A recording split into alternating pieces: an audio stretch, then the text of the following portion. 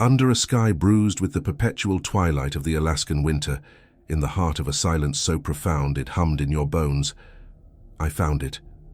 Not a treasure, not a lost love, but a job. A job in a place that shouldn't exist, run by people who shouldn't be. The promise of routine, of oblivion, of escape.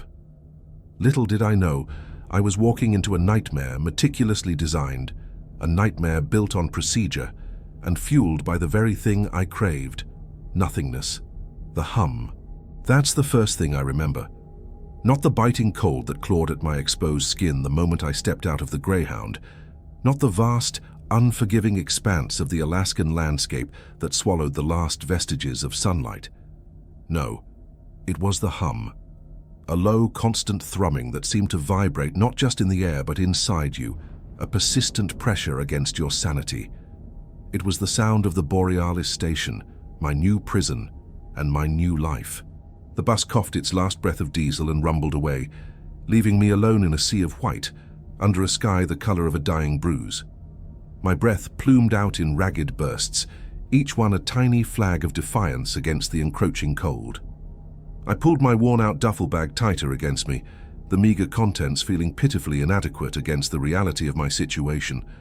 This wasn't what I pictured when I applied for a job in the middle of nowhere. This was desolate. The station itself, Borealis, was a study in stark contrasts. Gleaming white panels, sharp angles, and wide expanses of glass. It looked like something out of a minimalist sci-fi film, completely at odds with the rusty gas pumps and the cracked asphalt that surrounded it. It was almost clinical, too clean, too perfect. And it was all alone, a defiant rectangle of artificial light against the raw, untamed wilderness. I walked towards the entrance, my boots crunching on the frozen ground, the only sound besides the ubiquitous hum. The door hissed open automatically, revealing a brightly lit interior. More white, more sharp lines, and a general sense of sterile emptiness. Behind the counter stood a man, impossibly still, bathed in the fluorescent glow. Silas, that was his name. He was the night shift manager.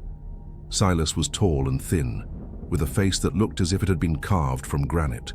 His skin was pale, almost translucent, and his eyes were the color of chipped ice.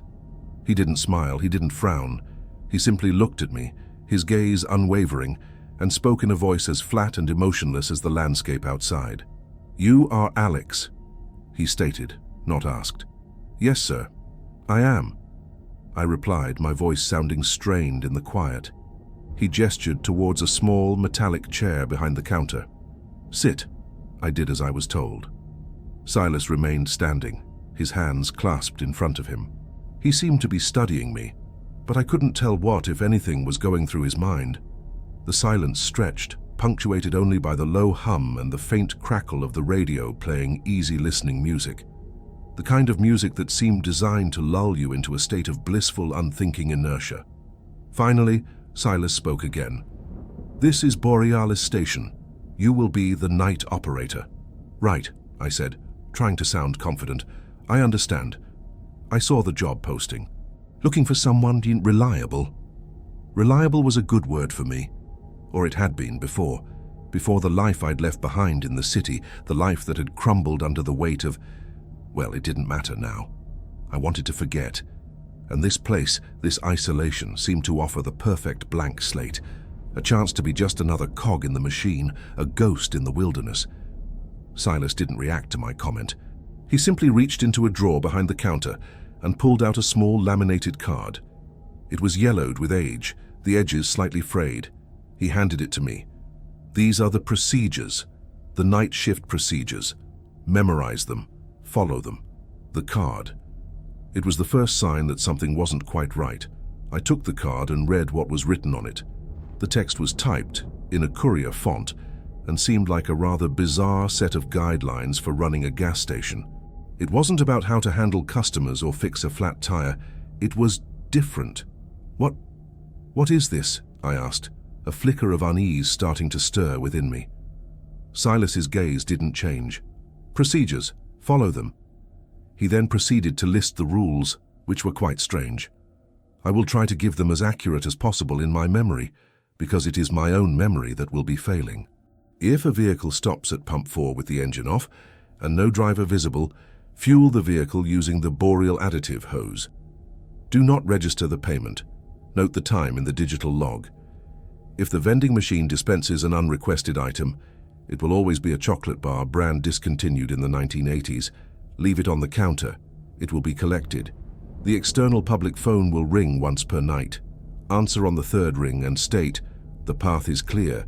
Proceed with transfer." Ignore any noise or static in response and disconnect. Between 3 RKM and 3:33 AM, the camera system will undergo recalibration. During this period, do not look at the security monitors or your own reflection in any glass surface within the store. "These are unusual procedures," I said, my voice taking on a hesitant tone. Silas merely nodded.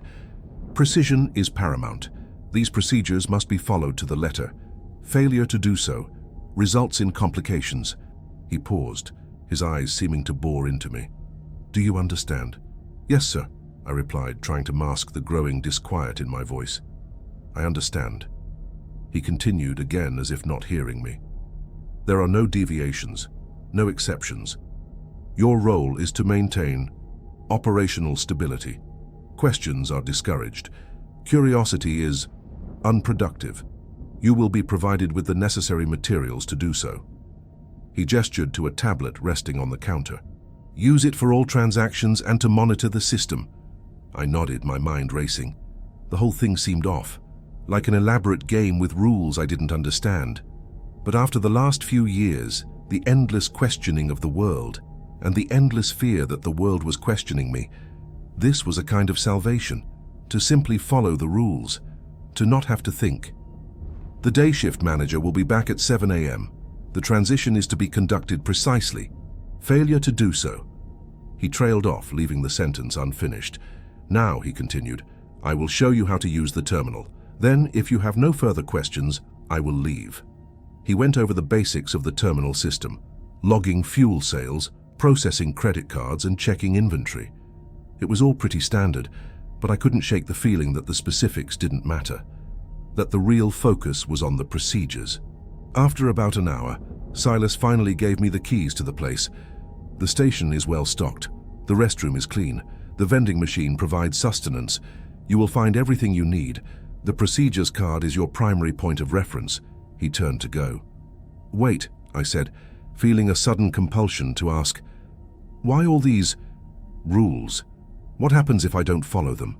Silas stopped at the door, his back to me. "You don't want to know." Then, without another word, he was gone. The door hissed shut behind him and I was alone. The hum was louder now.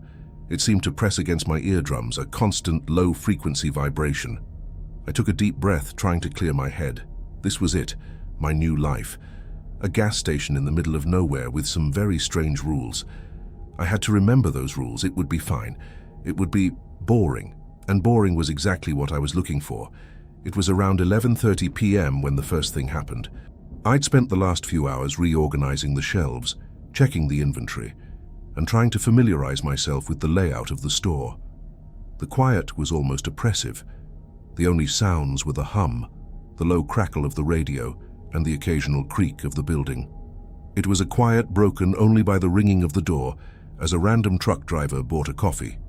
I was at the counter, making myself a coffee, when the lights in the station flickered. Once, twice, then 3 times in quick succession. My heart jumped. I stared at the lights, my mind reeling. I remembered the rules and tried to act on instinct. If the lights flicker 3 times, lock the doors, go to the back room, and ignore the noises. That would have to be the key, I thought. I locked the doors, all of them.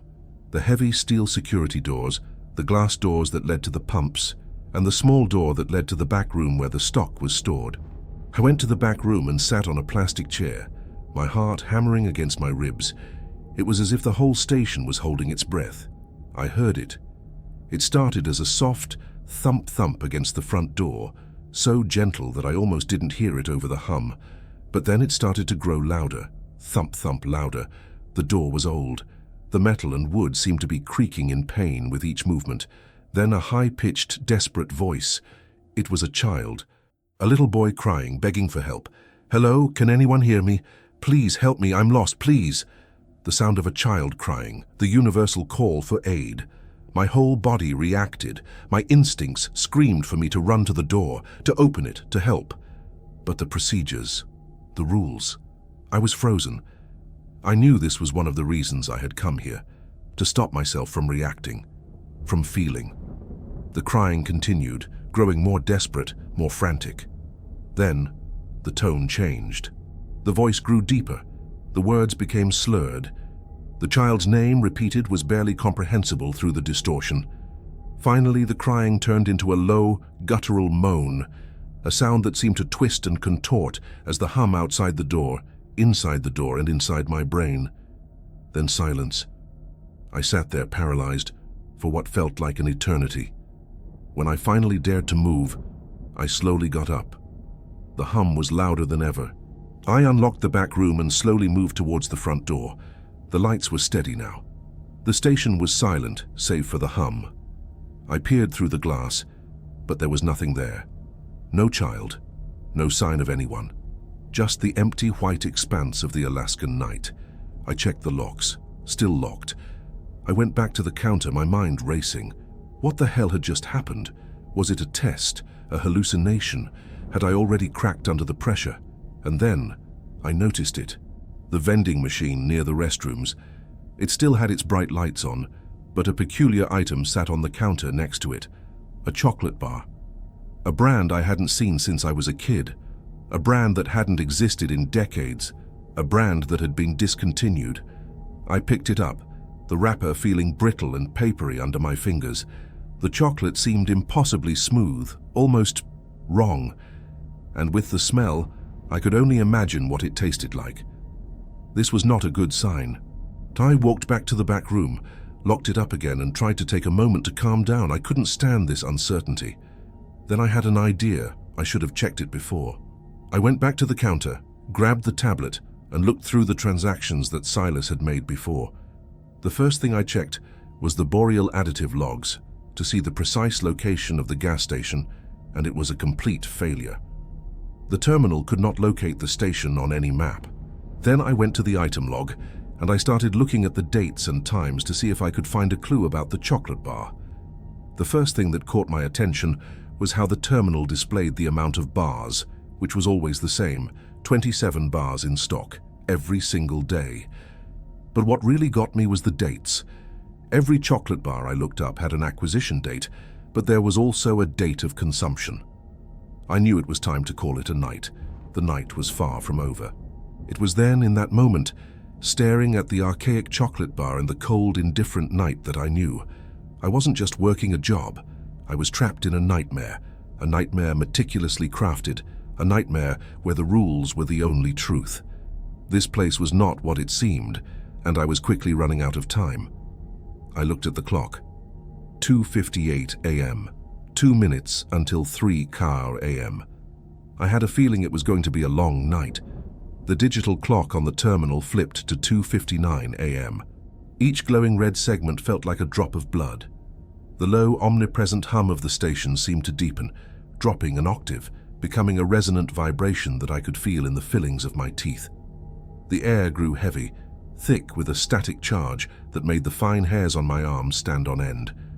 The fourth rule, the recalibration. Do not look at the security monitors or your own reflection. My eyes darted around the pristine white interior of the station. Glass. It was everywhere. The wide storefront window, the gleaming doors of the refrigerated coolers, the polished chrome of the coffee machine, the dark, dead screen of the terminal itself. 1,000 surfaces waiting to catch my image, to show me something I wasn't meant to see. My world had suddenly shrunk to the small, scuffed patch of linoleum floor beneath my feet. The clock ticked over. 3 a.m. The effect was instantaneous and absolute.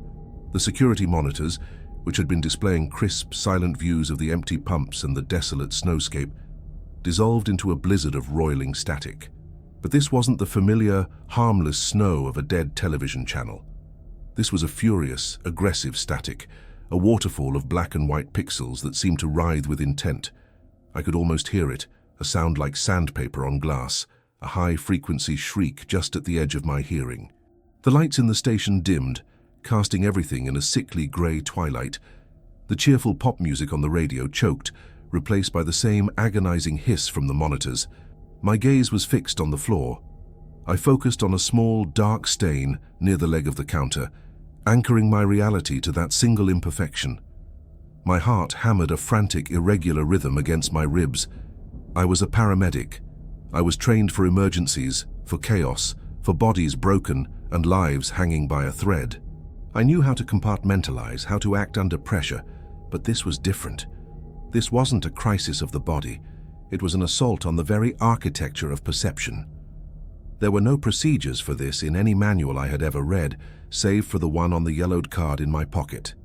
My own reflection. The rule was specific. I thought of my face, the tired lines around my eyes, the 5 o'clock shadow. What would I see if I looked? A distorted version, nothing at all, something else entirely looking back out at me. The temptation was a physical thing, a hook pulling at the corner of my eye. My neck muscles tensed with the effort of keeping my head down. The hum shifted again.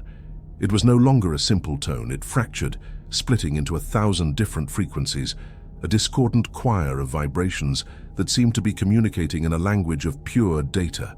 It felt like the station itself was processing something, downloading a vast, incomprehensible file from the ether. I felt like a bug trapped inside a hard drive during a system defrag, an insignificant bit of biological noise in the middle of a massive, silent transaction. The minutes crawled by, each second stretching into an eternity. The pressure in the air intensified, a physical weight pressing down on my shoulders, squeezing the air from my lungs. My mind, starved of visual input, began to create its own horrors. I imagined shapes moving in the static on the screens, figures coalescing in the periphery, their faces reflected in the glass I dared not look at. The urge to glance up, to confirm the emptiness or confront the terror, was almost overwhelming. It was an itch in the center of my brain. Then, at precisely 3:33 a.m., it stopped. The lights snapped back to their full, sterile brightness. The pop music returned mid-lyric, jarringly cheerful. The security monitors flickered and resolved into their normal, placid views of the silent, snow-covered pumps. The hum receded to its familiar, ignorable thrum. The pressure vanished. It was as if nothing had happened. I stayed frozen for a full minute, my knuckles white where I gripped the edge of the counter. I lifted my head slowly, cautiously. Everything was as it should be. My reflection in the dark terminal screen was just me, pale, sweating, and terrified. I took a ragged, shuddering breath. The silence that followed was somehow more unnerving than the noise had been. It was the silence of a system that had completed its task, a silence that felt satisfied. My shift was far from over. I forced myself to move, to perform the mundane tasks of a gas station attendant. I wiped down the counter, restocked the coffee filters, straightened the magazines. Each normal action felt like a small act of rebellion, a desperate attempt to impose my own reality on this place. But the feeling of being an intruder, a foreign object in a highly sensitive mechanism, wouldn't leave me. I decided to investigate. The tablet. It was the one piece of equipment Silas had emphasized. Use it for all transactions and to monitor the system. I slid into the chair, the worn vinyl cool against my skin, and began to explore its functions. The interface was minimalist, all gray lines and stark white text. There was the sales log, the inventory system, and a section labeled Operational Diagnostics. My finger hovered over it, then tapped. It was a wall of text, mostly strings of code and system status reports that meant nothing to me. But as I scrolled, I found a subfolder labeled Error Logs. It was password protected. On a hunch, I typed in the only unique word I could think of associated with this place: Borealis. Access granted. The logs were a chronological list of dates and times, each with a brief cryptic note. 10:17:03:45, signal degradation during transfer. Residual echo detected. Purge cycle initiated. 11:02:02.14, unscheduled dispensation. Contaminant entity logged. Countermeasures deployed. 11:28, 03:08, Recalibration failure. Sensory bleed recorded. Operator integrity compromised. Reset required. My blood ran cold. Operator integrity compromised. These weren't notes about faulty equipment. They were notes about people, about my predecessors. What was a residual echo? What did sensory bleed mean? I tried to research the station online using the tablet's browser, but the connection was agonizingly slow, as if it were being filtered through molasses. Pages would time out. Search results for Borealis Station, Alaska, returned nothing but tourist photos of the northern lights. It was as if this physical place, this building of steel and glass, had no digital footprint. It did not exist to the outside world. My isolation felt suddenly absolute. My cell phone had no service out here. I'd known that coming in, but I had assumed the station's landline or internet would be my link. I now realized they weren't links at all. They were just more parts of the system, tools to keep me contained, not connected. It was then that the phone rang. Not the phone inside the store, but the old black rotary-style public phone mounted on the exterior wall near the restrooms. Its ring was a harsh metallic shriek, a brutal, nerve-shredding sound that sliced through the station's quiet hum. It was the sound of a forgotten era, an analog scream in a digital world. One ring, two rings. The third rule: answer on the third ring. My legs felt like lead as I pushed myself away from the counter. I walked to the door, my hand trembling as I unlocked it. The blast of Arctic air was a shock, but a welcome one. It was real, cold, tangible. I walked the few steps to the payphone, the receiver vibrating in its cradle with the force of the ring. I let it shriek a third time, then lifted the heavy bakelite receiver. It was frigid against my ear. I held my breath and spoke the words from the card, my voice sounding thin and reedy in the vast emptiness. The path is clear. Proceed with transfer. For a moment there was only silence on the other end of the line, a deep, abyssal silence that felt older than the mountains. Then a sound came through the receiver. It wasn't static. It wasn't a voice. It was a sigh. A soft, collective exhalation, like 1,000 people releasing a breath they had been holding for a century. It was a sound of profound relief, of a great tension finally released. It washed over me through the phone line, a wave of second-hand catharsis that was both beautiful and deeply, fundamentally wrong. Then, a click, and the line was dead. I stood there for a long time, the dead receiver pressed to my ear, the cold seeping into my bones. What had I just done? What transfer had I just authorized? Shaking, I returned to the warmth of the store, locking the door behind me. I felt drained, complicit in some transaction I couldn't begin to fathom. I sat back down at the terminal, my mind a maelstrom of fear and confusion. I felt less like an employee and more like a switchboard operator for ghosts. The night wore on. The fourth and final procedure was yet to come. A little after 4 a.m. I saw it. A pair of headlights cutting through the darkness, approaching the station slowly, deliberately. But as it drew closer, I realized there were no headlights. It was just a shape, a block of deeper blackness against the gray black of the night. It coasted to a silent stop precisely at pump 4. It was a sedan, an older model, its curves and chrome details swallowed by a coat of matte black paint that seemed to drink the light. The windows were opaque, like polished obsidian. No engine sound, no driver visible. My heart began to pound a slow, heavy drumbeat. Rule number 1. Fuel the vehicle using the boreal additive hose. My body moved on autopilot. I grabbed a pair of work gloves, my movements stiff and robotic. I walked out into the cold, the hum of the station seeming to follow me, to watch me. The air around the car was unnaturally still and cold, a pocket of absolute zero. I approached pump 4. There was a standard nozzle for regular gasoline, and another thicker hose with a strange metallic, almost surgical-looking nozzle. It was labeled Boreal Additive. I lifted the heavy hose. It didn't feel like it was filled with liquid. It felt empty, yet it pulsed with a faint rhythmic vibration like a vein. I unscrewed the car's gas cap. The opening was a perfect dark circle. I inserted the nozzle. It didn't click into place like a normal fuel nozzle. It slid in with a soft, wet, organic sound, and seemed to lock itself in place. I squeezed the handle. There was no sound of rushing fuel. The pump didn't whir or click over gallons. Instead, I felt a sensation, a distinct, unnerving pulling. It started in my hand, a cold tingling that traveled up my arm into my chest. It felt like a siphon, as if something was being gently drawn from me. My energy, my warmth, my focus. I felt a wave of dizziness, my vision swimming for a second. The process took maybe 30 seconds, and when it was finished, the nozzle disengaged with a soft sigh. I replaced the hose, my hands shaking uncontrollably now. The car remained silent for a moment longer. Then, without a sound, it rolled forward, accelerating smoothly into the darkness, until it was once again swallowed by the Alaskan night. I stumbled back inside, collapsing into the chair, my body feeling weak and strangely hollow. The sun was beginning to stain the eastern horizon with a pale, anemic light. The night was almost over.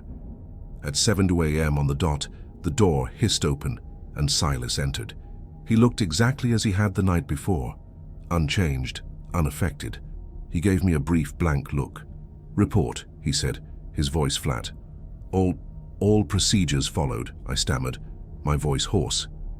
He walked over to the terminal and tapped a few keys, his eyes scanning the logs. He nodded once, a curt, mechanical gesture. "The system is stable, your shift is over, be here at 9 p.m. He took the keys from the counter. I wanted to scream at him, to demand answers. "What is this place?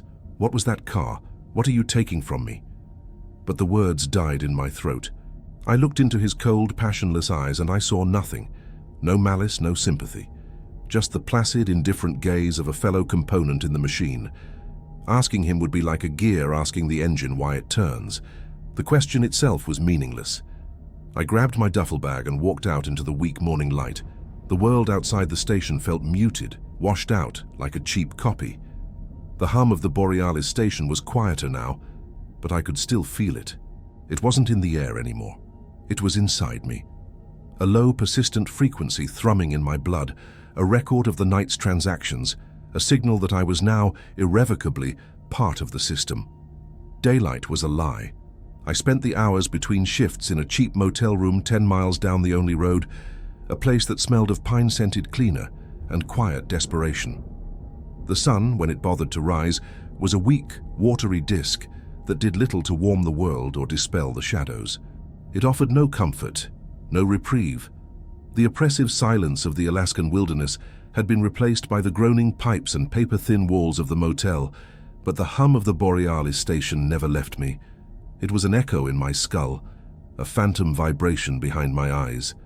Sleep was a shallow, fitful affair, populated by dreams of static-filled screens and long, dark corridors, where a child's cry twisted into the shriek of a failing modem. I was living in a state of suspended dread.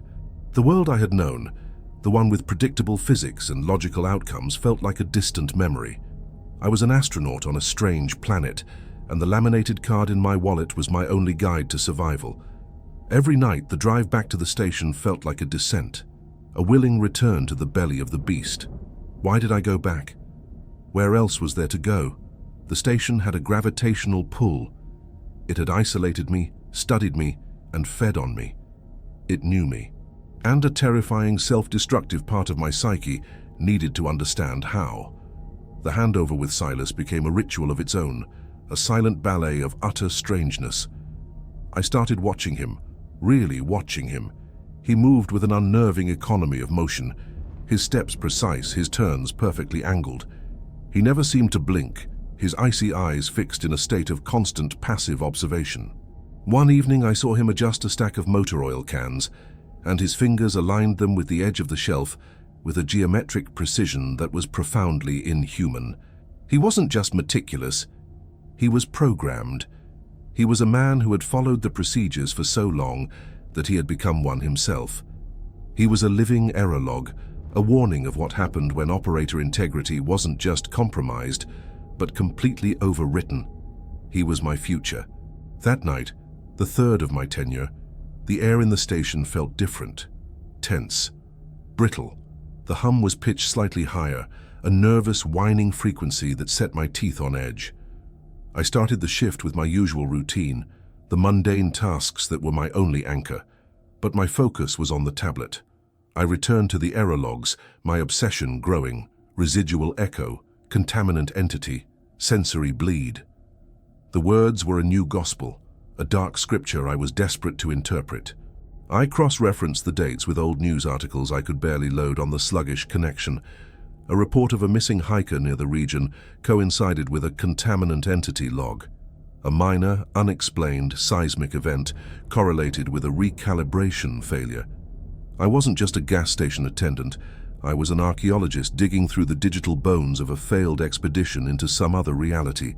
My attention was so consumed by the tablet, by a particularly cryptic log about a cascading data loop, that I almost missed it.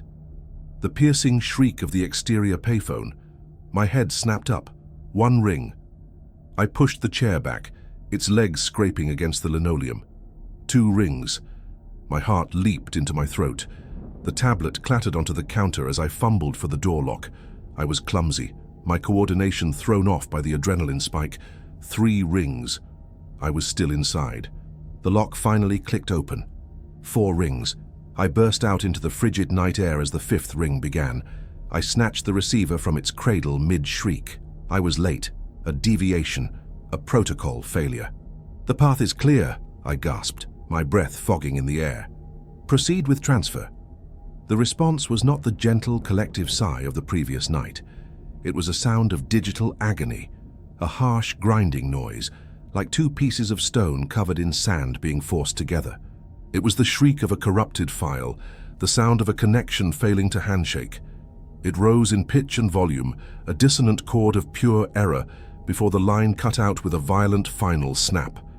I stood there, the dead receiver in my hand, a profound sense of dread washing over me. I had broken a rule, not out of defiance, but through simple, human error.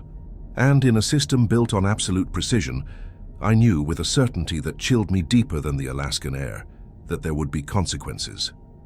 Returning inside, the change was immediate. The station's hum was no longer a steady tone. It was a discordant, wavering thrum, full of jarring harmonics and unsettling sub-frequencies. The lights flickered erratically, their sterile white turning a sickly yellow-green. A thin, impossible layer of frost began to creep inwards from the edges of the main windows, branching out in fractal patterns like frozen lightning. The temperature in the store plummeted. I could see my breath. The system was unstable. It was trying to process the error, the failed transfer. And I was at ground zero of a system crash. I backed away from the door, my eyes wide, scanning the interior. My gaze fell upon the vending machine. The air in front of it began to shimmer, to distort, like a heat haze rising from asphalt. But it was cold, not hot. The distortion grew, coalescing, pulling the light around it into a wavering, man-shaped silhouette. It was translucent, a glitch in the fabric of the room composed of what looked like shimmering pixels and corrupted data. It had no distinct features, just a vague outline, but I knew it was looking at me. Then it spoke. And my world, the one I had so carefully tried to rebuild after it shattered once before, broke all over again. The voice was a nightmare symphony of distortion and clarity. It was a corrupted audio file, skipping, stuttering. But underneath the digital noise, it was a voice I knew, a voice I heard in my dreams every night. The voice of Ilara. "Pulse is thready, bzzzt, dropping fast," the glitch whispered. The sound was layered, her voice mixed with the grinding static from the phone line. I stumbled backward, my hand flying to my mouth to stifle a scream. My legs hit the counter, and I slid down to the floor, my back pressed against the cold metal. This couldn't be happening. Ilara was the reason I was here, the reason I'd fled my life as a paramedic. A multi-car pileup on a rain-slicked highway. She'd been pinned in her car, conscious, talking to me. Protocol dictated focusing on the more critically injured first. I made a judgment call. By the time we got her out, she'd thrown a clot. We lost her on the way to the hospital. Her last words to me were a question, her voice weak, her eyes wide with fear. "Am I going to be okay?" I had lied. I had told her yes. The shimmering figure took a hesitant, jerking step forward. Its form seemed to struggle to hold itself together. "You should have checked the airway first," it said, her voice looping on the phrase, a fragment of the internal affairs review I had endured. My own guilt, my own failure, weaponized and played back to me. "No," I whispered, shaking my head, my eyes squeezed shut. "You're not real. You're not her. Why didn't you—" Click, hiss. "Why didn't you listen?" The voice wasn't accusing. It was just a playback, a data point. It was devoid of the emotion, the fear that had been in her real voice. And that was the most horrifying part. This wasn't her ghost, come to haunt me. This was something else, something cold and analytical. My training kicked in, a desperate instinct for self-preservation cutting through the terror. I wasn't a victim, I was a diagnostician. I forced my eyes open and looked at the thing. It wasn't a spirit, it was a manifestation, a symptom.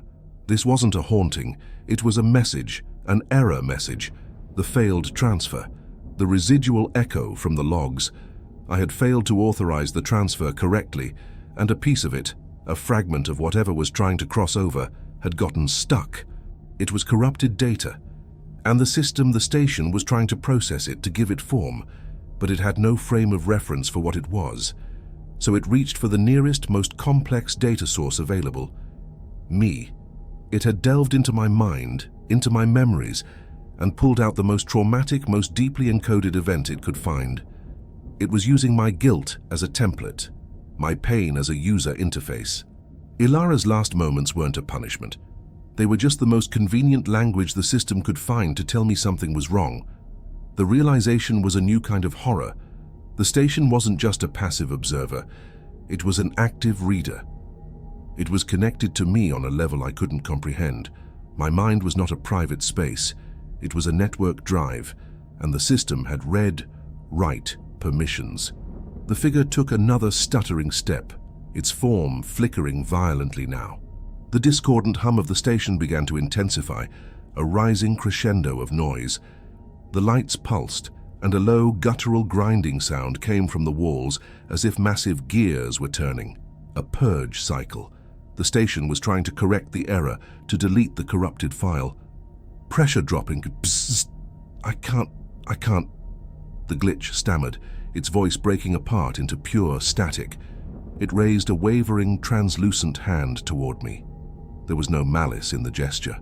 It was the desperate, confused reach of something lost, something that shouldn't be here, trying to make sense of its own broken existence. Then, with a final, deafening shriek of digital noise that made the coffee mugs rattle on the shelf, the figure dissolved. It imploded into a shower of dying pixels and was gone. Silence. The frost on the windows receded. The lights returned to their steady, white glare. The hum of the station settled back into its familiar, resonant frequency. The system was stable. The error had been corrected.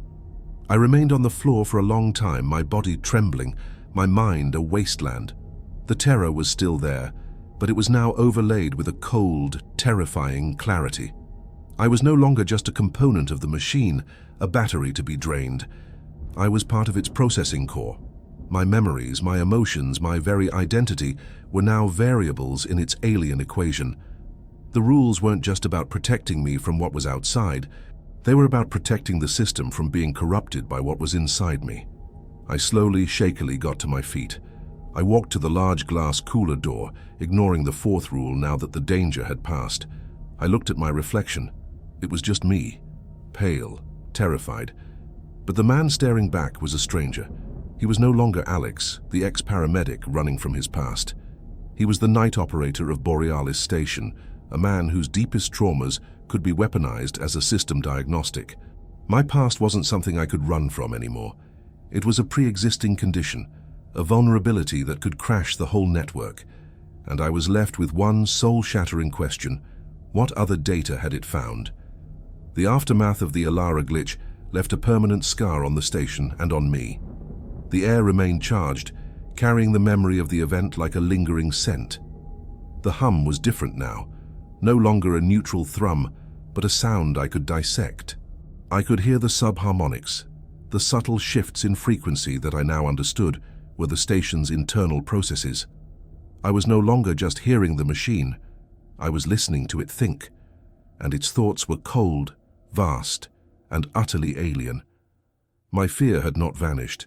It had metastasized, evolving from a raw, primal terror into something colder, more analytical.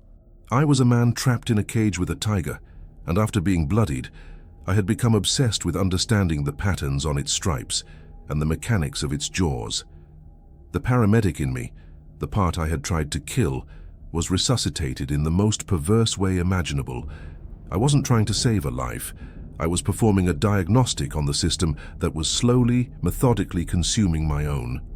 The days became a blur of restless grey light at the motel. The nights were a hyper-focused examination of my prison. I began to treat the procedures not as commands to be obeyed, but as inputs into an unknown system. I started a new log on the tablet, a private, encrypted file hidden deep within its directory. I documented everything: the precise time of the vending machine's dispensation, the duration of the static on the phone line, the subtle temperature fluctuations during the recalibration period.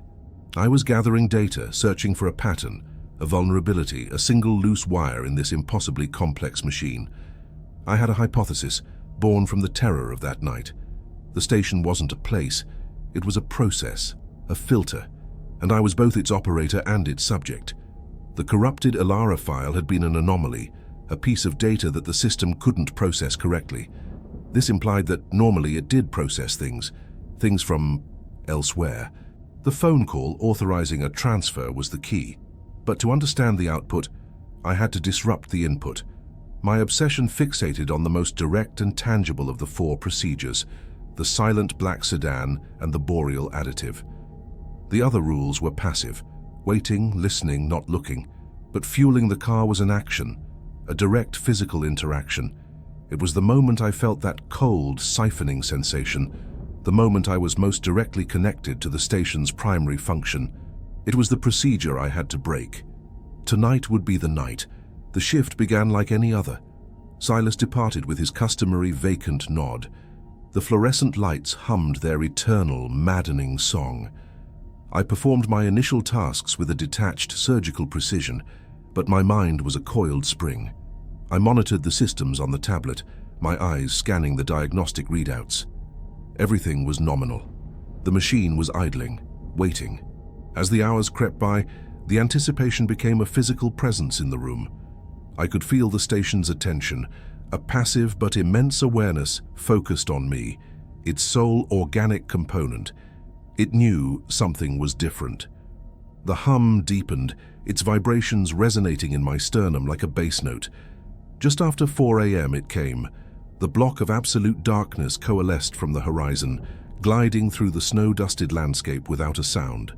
It was a hole in reality, a shark moving through still water. It came to a perfect stop at pump 4. My moment had arrived. My protocol log on the tablet was open. I typed a single line: 2812 0407, Protocol 1, initiate deliberate failure, refuse dispensation. I stood up. My legs felt both heavy and disconnected from my body.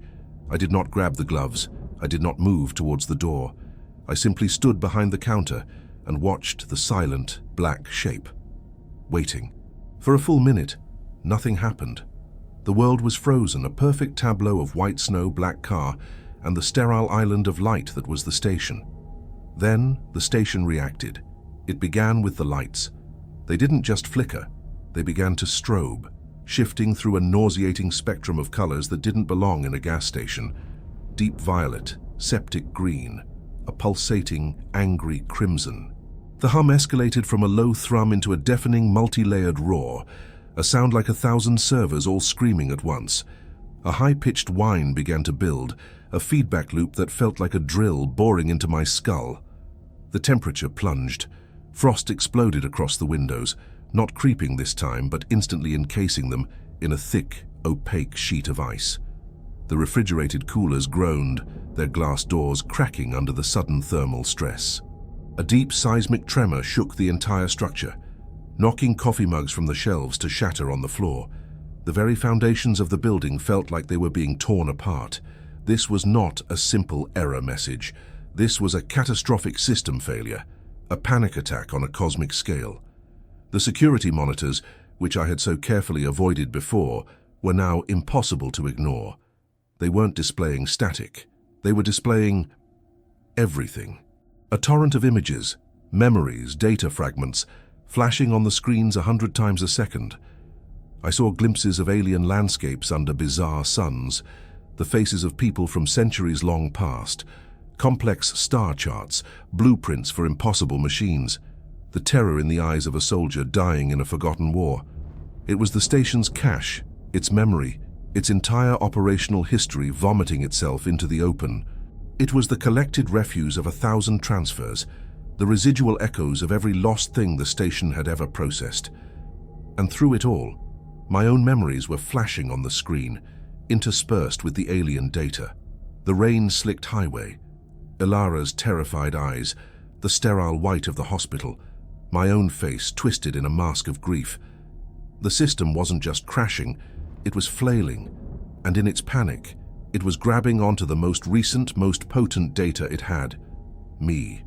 I fell to my knees, clutching my head, a scream tearing from my throat. The sensory overload was agonizing. My mind was being ripped open, flooded with 1 billion years of lost data. I was drowning in the memories of the dead and the dreams of things that had never lived. The distinction between my own consciousness and the station's data stream was dissolving. And then, as suddenly as it began, it stopped. An absolute, profound silence fell. The lights cut out, plunging the station into a near-total darkness, relieved only by the faint, eerie glow of the emergency exit sign. The roaring and whining vanished, replaced by the sound of my own ragged breathing and the frantic drumming of my heart. The building was still. I looked up. The monitors were dead. The coolers were silent. On the tablet, which lay face up on the counter, a single line of stark white text glowed against a black screen. Critical system failure. Kernel panic. Rebooting in safe mode. Diagnostic access unlocked. Below it was a single file icon, one I had never seen before. It was labeled Borealis Station Manager Manual. Sys. My terror gave way to a chilling, triumphant clarity. This was it, the source code. I crawled to the counter, pulled myself up, and with a trembling finger I tapped the file. There was no password. The manual was not a simple text document. It was a complex schematic, a technical blueprint of reality itself. It was written in a cold clinical language that made its horrifying contents all the more potent. Section 1. Facility Designation and Purpose Facility. ID. Borealis 734. Designation: Nodal Reality Stabilizer and Liminal Interchange. Primary function: to identify, isolate and process anomalous non-corporeal or echoic entities, hereafter referred to as transfers, that have become detached from their native reality streams. The facility acts as a cleansing filter, preventing cross-dimensional contamination and ensuring the integrity of the primary reality matrix. Section 2. Standard Operating Procedures, SOPs. Rationale, SOP-01, Dispensation Protocol. The vehicle is a standardized, non-sentient transport vessel. The boreal additive is a misnomer for public-facing documentation. The hose is a bioenergetic siphon. It does not dispense fuel. It draws a calibrated amount of bioelectric and psycho-emotional energy from the primary organic battery, see Section 3, to power the transfer process. SOP-02, Symbolic Exchange Protocol. The vended item is a material anchor. Its unexpected appearance generates a small, potent spike of surprise and confusion in the POB. This emotional energy is harvested as a low-level diagnostic tool to gauge POB cognitive function. The item is then dematerialized. SOP-03, Pathway Clearance Protocol. The telephonic device acts as a remote trigger. The POB's vocal confirmation completes a quantum circuit, stabilizing the designated pathway for the transfer's passage. Incorrect timing results in pathway degradation and data corruption. C-log, E774, Residual Echo, SOP-04, System Recalibration Protocol. At 03 Duans, the facility purges its short-term memory cache of stray data fragments from recent transfers. Direct observation of the process or reflective surfaces can cause data imprinting on the POB's neural pathways, leading to sensory bleed and potential operator integrity failure. I had to read it 3 times before the words fully registered. Each sentence was a hammer blow, systematically destroying my understanding of the world, but the final section was the one that broke me completely. Section 3. On-site assets. Primary asset, primary organic battery, POB. Designated operator or manager. Function. The Borealis interchange is powered entirely by the biochemical and neurological energy generated by a single isolated human consciousness. The POB provides the constant, low-level energy required for baseline operations and the high-yield emotional energy required for the transfer and recalibration cycles. Selection criteria. POB candidates are selected based on specific criteria. High levels of latent emotional trauma provides a potent and stable energy source. A psychological desire for isolation ensures asset remains on site, and a capacity for rote memorization and procedural adherence. You were not hired, Alex, you were acquired. The tablet slipped from my nerveless fingers and clattered to the floor. A battery. I wasn't an employee. I wasn't even a prisoner. I was a piece of equipment. A biological power plant. My pain, my guilt over Ilara, my loneliness, these weren't weaknesses. They were my primary qualifications. They were the fuel this cosmic machine craved. My desperate escape to a mindless, routine job had led me to a place where my mind, my soul, was literally the thing being consumed to keep the gears of reality turning. I looked at my hands, at the faint tremor running through them. They didn't feel like my own. They were terminals, conduits. The siphoning sensation I felt from the hose wasn't it drawing fuel through me, it was drawing it from me. The station's emergency lights cast long, distorted shadows around me. The silence was absolute. I was alone with the truth. And the truth was this. My job wasn't to run the station. My job was to be its food. And it had been feeding for a very long time. The glow of the tablet on the floor illuminated a world that had ceased to exist. The manual wasn't a document. It was an obituary for the man I thought I was. Primary organic battery. The phrase echoed in the cavernous silence of the rebooted station, a clinical, damning epitaph. It stripped away everything, my name, my history, my trauma, and replaced it with a function. I was a component, a biological cog in a machine that processed the ghosts of dead realities. My mind, which had been racing, analyzing, and fighting, now felt profoundly, terrifyingly still. The revelation hadn't just shocked me, it had fundamentally rewritten my self-perception. I tried to summon the memory of Ilara's face, the anchor of my guilt, the fuel that had apparently made me so valuable. But the image was fuzzy, distant, like a corrupted photograph. The sharp edges of the memory, the visceral pain, felt smoothed over, worn down. The system had fed on it, and now only a faint, hollow ache remained. I was being consumed, not just my energy, but my very essence. My past was being metabolized. A profound weakness settled deep in my bones. It was more than exhaustion, it was a hollowing out. Every breath felt like a conscious effort, a gear I had to manually turn. I looked at my hands, and they seemed thin, translucent under the green emergency light. The blood moving through my veins felt sluggish, my thoughts slow and syrupy. The crash and reboot had been a massive power surge, and I now understood with sickening certainty where that power had come from. The station had drawn on its emergency reserves. It had drawn on me. The darkness outside was no longer a simple absence of light. It was a presence, a vast, patient entity waiting beyond the glass. But as the minutes ticked by, a faint, milky line of grey began to appear on the eastern horizon. Dawn. The sight of it, a simple, natural phenomenon, struck me with the force of a physical blow. It was a reminder of a world that operated on different rules, a world of sunrises and seasons and cause and effect, a world I was no longer a part of. That was the spark. A flicker of the old Alex, the paramedic who ran towards the fire, ignited in the depleted ruin of my consciousness.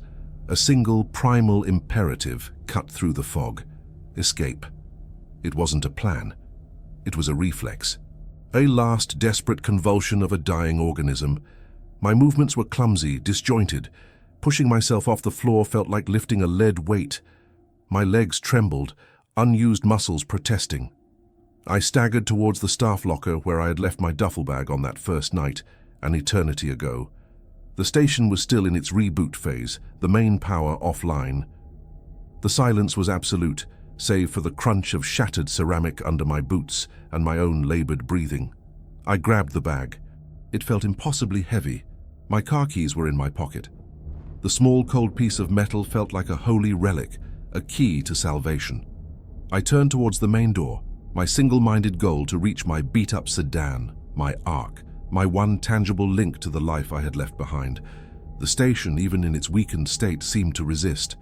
The air was thick, heavy, pushing back against me with a palpable pressure. The door, which normally hissed open with a touch, was inert. I had to use the manual release, a heavy lever that took all my depleted strength to move. The bolts retracted with a groan of protest, a sound of metal screaming in its sleep. I pushed the door open and stumbled out into the pre-dawn chill. The cold was a physical shock, but it was the quality of the world outside that made me freeze. It was wrong. Utterly, fundamentally wrong. The silence was the first thing. It wasn't the peaceful quiet of a remote wilderness. It was the dead, flat silence of a vacuum, of a world with no ambient noise. There was no wind whispering through the sparse skeletal trees, no distant cry of a nocturnal animal. Nothing. And the snow. It wasn't just a blanket of white. As my eyes adjusted, I could see patterns in it. Faint, intricate geometric lines like a circuit board drawn on a vast white canvas. The snowflakes, still clinging to my jacket, were not the unique, chaotic crystals I knew. They were perfect, identical hexagons, shimmering with a faint, internal luminescence. The very laws of physics felt localized, suggested rather than enforced.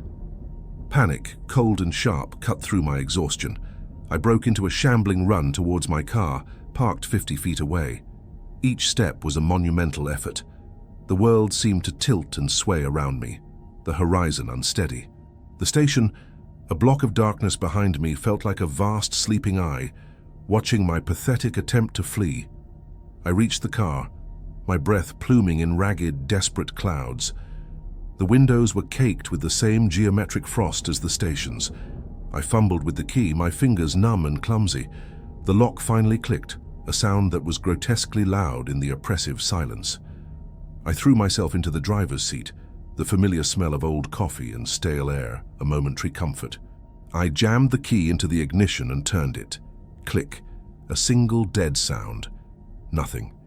No churn of the engine, no whine of the starter. Just the click of a failed connection. I tried again. Click.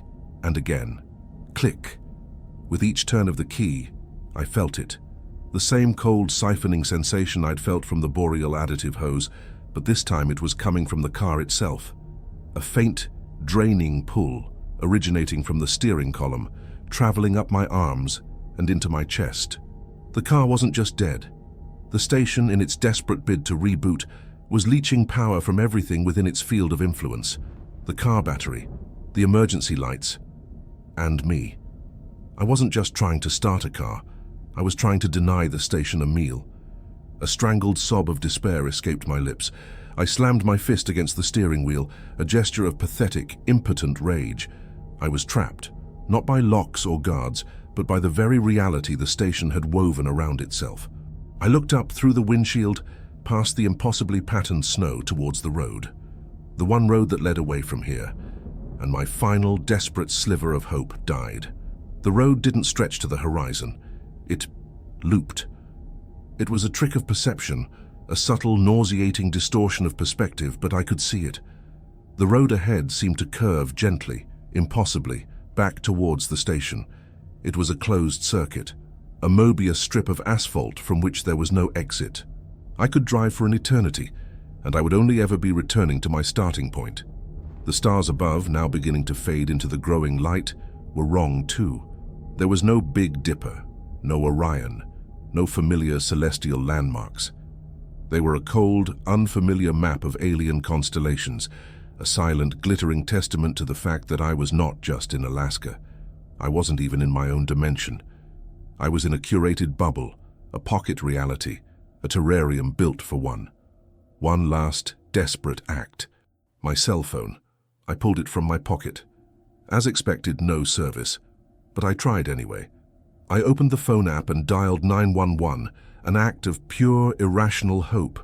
I pressed the call button, and it connected. There was no ring, just an open line. And from the speaker came a sound that shattered the last remnants of my sanity.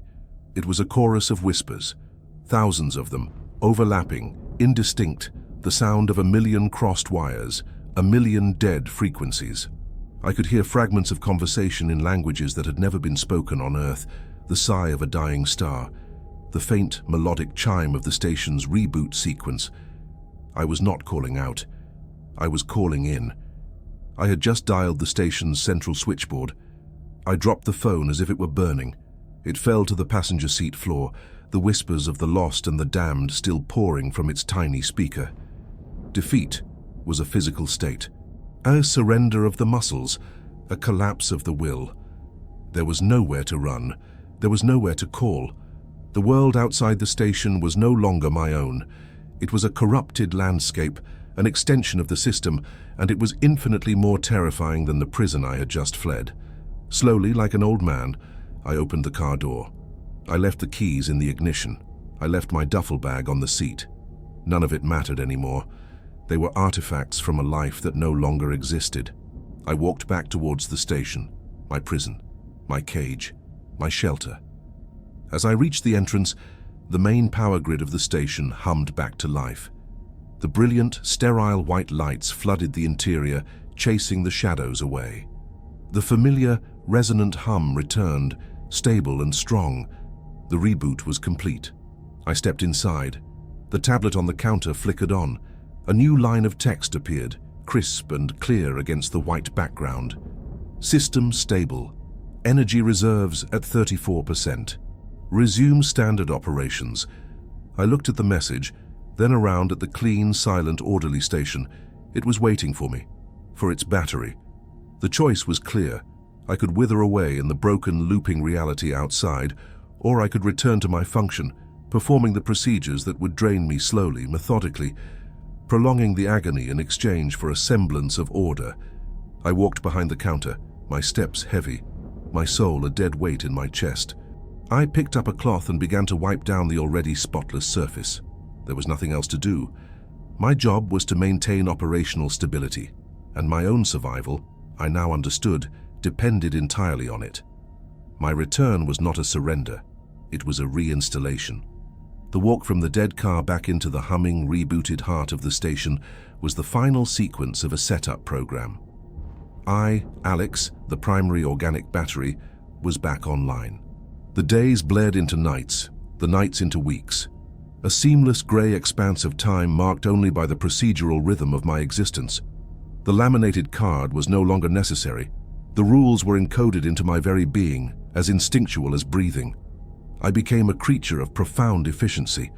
My movements, once human and hesitant, became economical, precise, echoing the unnerving grace of Silas. There was no wasted motion when I refilled the coffee machine, a single fluid scoop. No fumbling when I answered the phone. The receiver was in my hand before the third ring had fully formed. I was no longer fighting the system. I was harmonizing with it. The station's hum was no longer an external noise, but the baseline frequency of my own consciousness.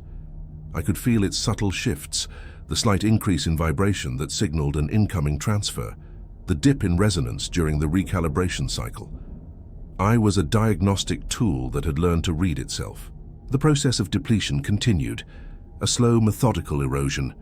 My physical form began to reflect my function. I grew thin, my skin taking on a pale, almost luminous quality under the fluorescent lights. The dark circles under my eyes became permanent fixtures, bruised violet hollows. I rarely slept, and when I did not dream of my past. I dreamed of data streams, of flowing schematics, of the silent, orderly passage of ghost-like entities through the pathways I maintained. My memories of the world before Borealis were fading, not like a forgotten photograph, but like a hard drive being slowly wiped sector by sector to free up processing power. Ilara's face was a blur. The city I fled was a nameless collection of buildings. My own parents' voices were echoes in a distant empty room.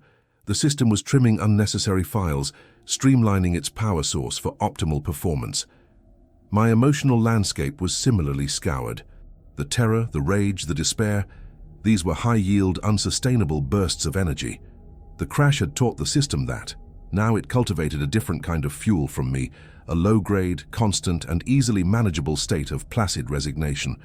It was the emotional equivalent of a trickle charge, designed for longevity.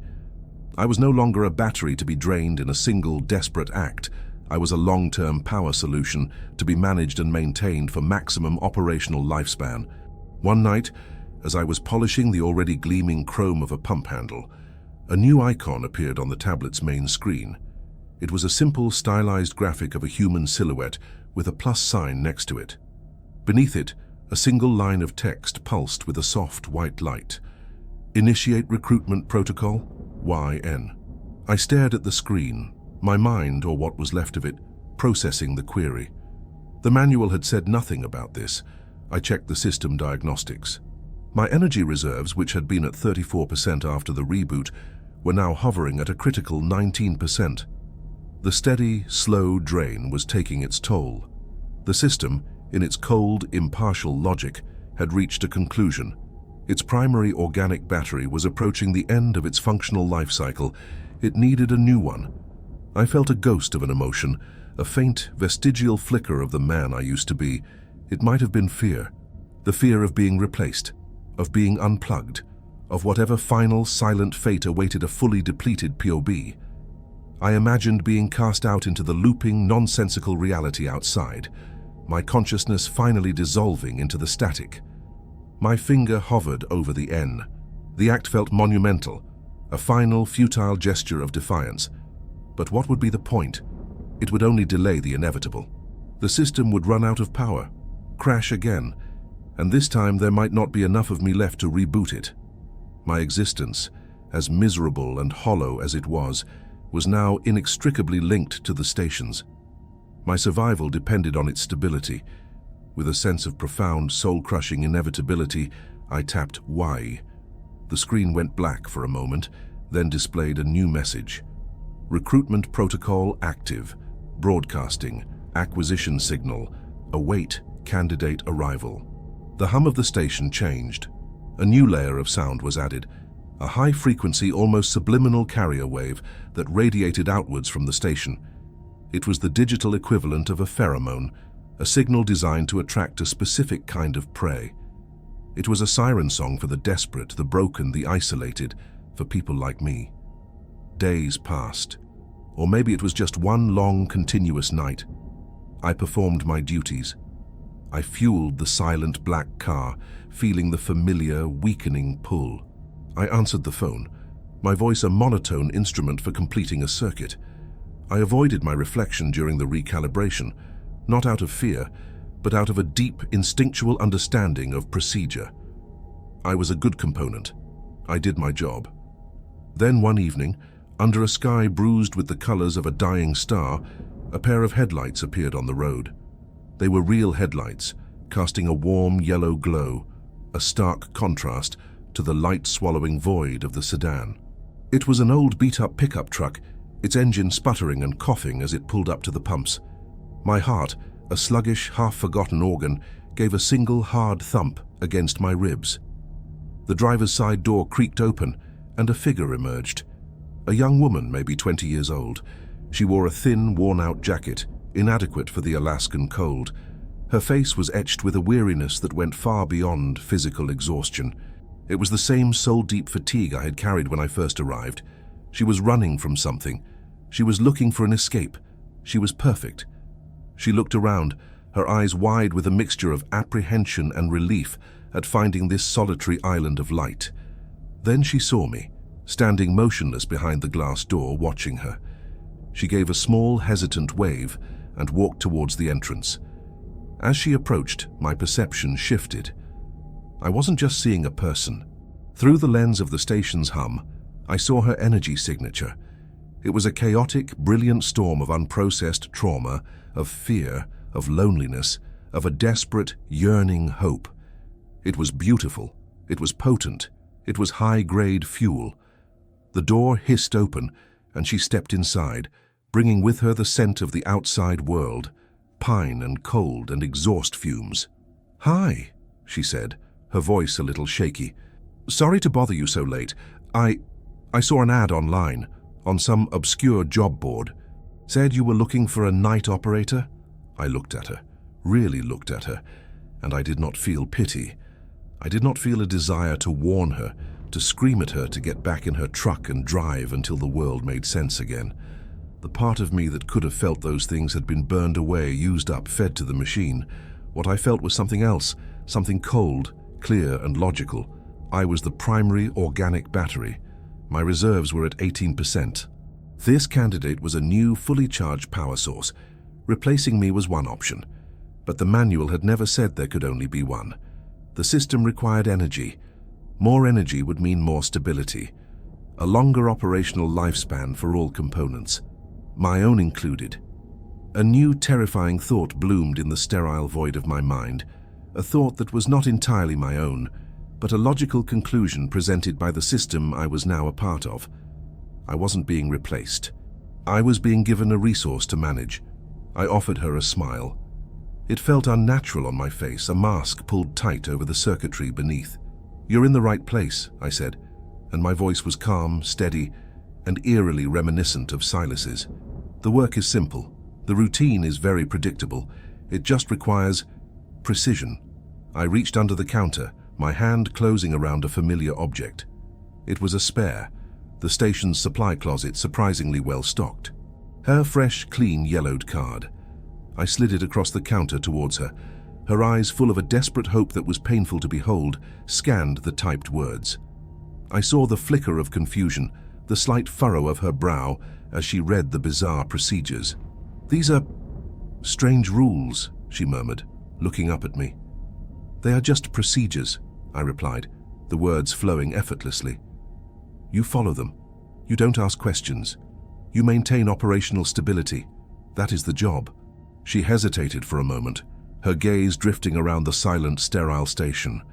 I could see the battle in her eyes, the instinct that screamed that something was wrong, warring with the desperate need for a sanctuary, for a place to simply stop running.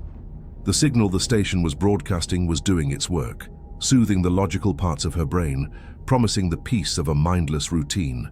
"Okay," she said finally, a soft, resigned sigh. "I can do that. I'm tired of making decisions." "Excellent," I said. "You'll be a natural." I felt a subtle shift in the station's hum, a gentle, almost imperceptible rise in its resonant frequency. The system was acknowledging the new power source. It was preparing for an installation. My own fatigue seemed to lessen, a tiny fraction of her potent, chaotic energy already being siphoned off, stabilizing the environment. I was no longer just the battery. I was the terminal, the conductor, the manager of the station's most vital resource. My survival was no longer a matter of slow depletion, but of careful, sustainable energy management. I had not escaped the cycle.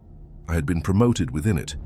And this promotion, this new, horrifying form of survival, was a damnation far deeper than anything I could have ever imagined. "Welcome to the Borealis station," I said, my smile feeling more natural this time. "Your shift starts tomorrow."